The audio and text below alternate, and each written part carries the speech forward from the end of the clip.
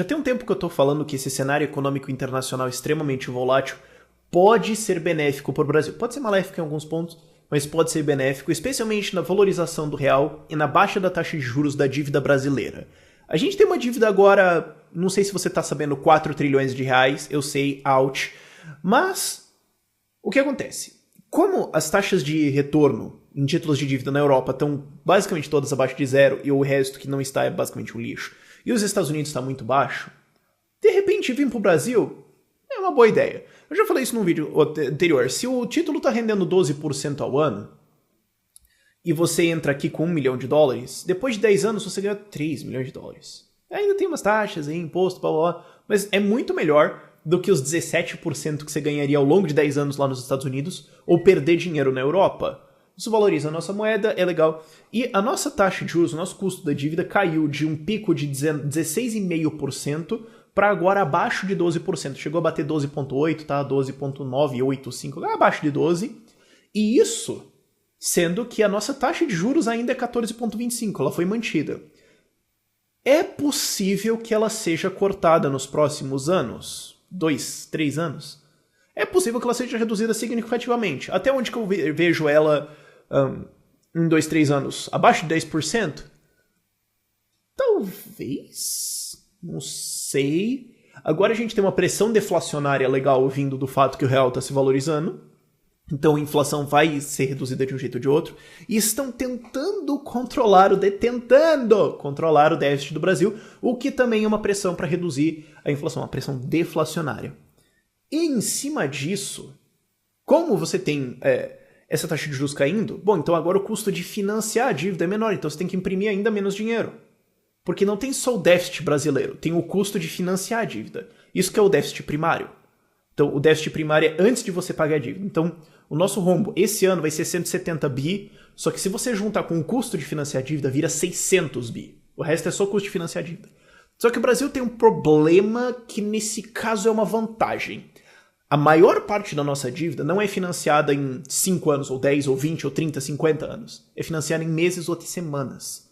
Então, como a gente rola muito da nossa... Isso se chama rolar. É quando você não tem dinheiro para pagar a dívida. Então, você recebe a conta de um cartão de crédito, paga no outro. Aí você recebe a desse e paga no primeiro. Então, você está sempre jogando conta, a dívida aumenta, mas você finge que está tudo bem. Isso se chama rolar a dívida. E como a gente rola muita dívida muito rápido, com essa queda explosiva dos juros e uma queda... Porque assim, uma queda de 4,5%, 5% em meses é explosiva, ok? Vamos combinar isso. Essa queda explosiva de juros ajuda a reduzir o nosso custo da dívida, o que de novo reduz a inflação. Só que se reduz a inflação, o Banco Central pode baixar a taxa de juros. Se ele pode baixar a taxa de juros, a rentabilidade do título da dívida cai. E daí fica mais fácil financiar a dívida e tem menos inflação. Então a gente pode, enquanto o mundo está entrando numa espiral explosiva de idiotice keynesiana, a gente pode entrar numa coisa benéfica nesse ponto. Claro, se a Europa e os Estados Unidos tiverem uma crise maior que 2008, uma galera vai se fuder, é verdade. Vai levar uma galera junto e pode ser que o efeito ruim seja muito mais forte do que o efeito bom. Ou não, não sei, não tem como calcular isso. Mas pelo menos tem alguma coisa boa acontecendo. Sabe, notícia, manchete no Brasil.